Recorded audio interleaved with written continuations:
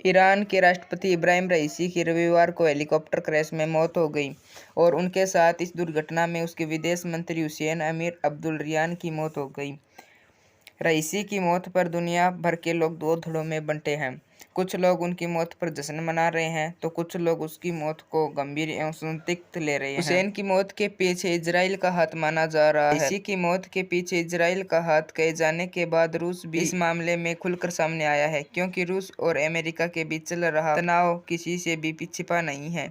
यह वजह है कि कुछ लोगों का मानना है कि इसके पीछे इजराइल का हाथ है तो कहीं ना कहीं उसमें अमेरिका भी शामिल है। अमेरिका और ईरान एक दूसरे के पुराने दुश्मन हैं।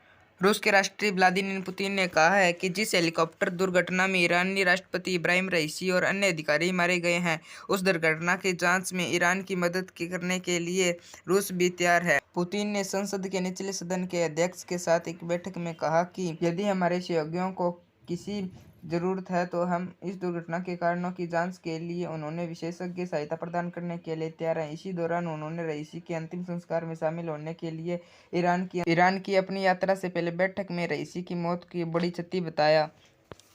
पुतिन ने कहा कि वो वास्तव में एक विश्वसनीय और आत्मविश्वासी व्यक्ति थे जो हमेशा अपने देश के राष्ट्र हितों के लिए काम करते थे। पुतिन ने कहा कि वो अपने शब्दों के पक्के व्यक्ति थे और उसके साथ काम करना खुशी की बात थी।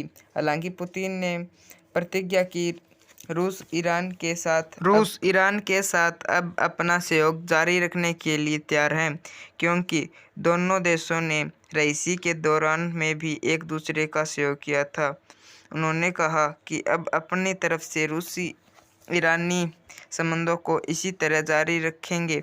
आपको बताते कि पुतिन और रईसी की अंतिम बैठक 7 दिसंबर 2023 को रूस में हुई।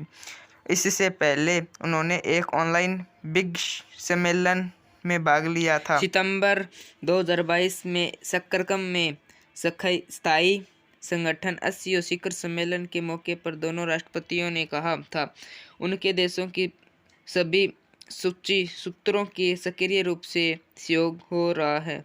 दोनों नेता के बीच फोन पर आखिरी बार 16 अप्रैल को बातचीत हुई थी। आपको बताते कि रईसी का हेलीकॉप्टर 19 मई को ईरान के पूर्वी अजरबैजान प्रांत में दुर्घटनाग्रस्त हो गया। इसमें ईरान के शिराज राजाई हुसैन अमीर अब्दुल्लाहियान, पूर्वी बेजान के गवर्नर मालिक रहमती सहित राष्ट्रपति की सुरक्षा के लिए लोग भी शामिल थे। दुर्घटना में 5 यात्रियों सहित चालक दल के 3 लोगों की मौत हो गई। हालांकि दुर्घटना के कारणों की जांच के लिए एक जांच पैनल गठन किया गया है। फिलहाल रईसी की जगह उपराष्ट्रपति मोहम्मद मुखर इक्खन की कारवाको राष्ट्रपति बने हैं।